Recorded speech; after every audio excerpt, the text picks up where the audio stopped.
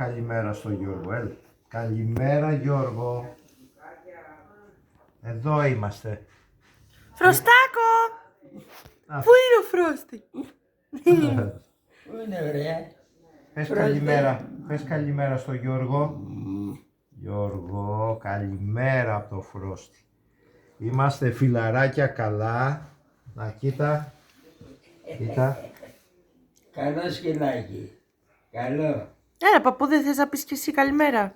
Καλημέρα Γιώργο, καλημέρα παιδί μου. Ναι. Θα πει και η γιαγιά, θα πει ο Φρόστη. Κοίτα, καλοί φίλοι που γίναμε. Βλέπεις Γιώργο, Το χαϊδεύω. τον βασανίζω με τα φάρμακα, αλλά... Με τον τρόπο. Το επόμενο φάρμακο που θα του δώσω θα πω της Νεφέλης να είναι μέσα για να το δεις πως του το δίνω. Ναι, αύριο. Όχι ρε, έχω σε μια ώρα να του δώσω. Εντάξει. Να τους. Φροστάκο, Να εκεί μαμά. Φροστάκο. Να, η Μαρία, η καλή Μαρία. Φροστάκο. Κοίτα. Έλα! Πήγε πιο κοντά στο Γιώργο. Έλα. Έλα Πιο Φρωστή. κοντά, βγάλ' τον πιο κοντά να θέλει.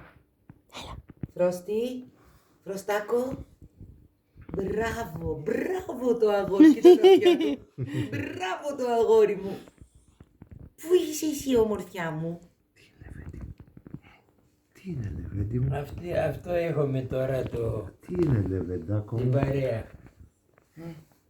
Τι είναι λεβέντι μου. Πιο κοντά τράβα. Λεβέντι μου. Τι. Φρόστη! Φροστάκο! Πού είσαι εσύ? Εδώ είμαι Ομορφιά πες. μου.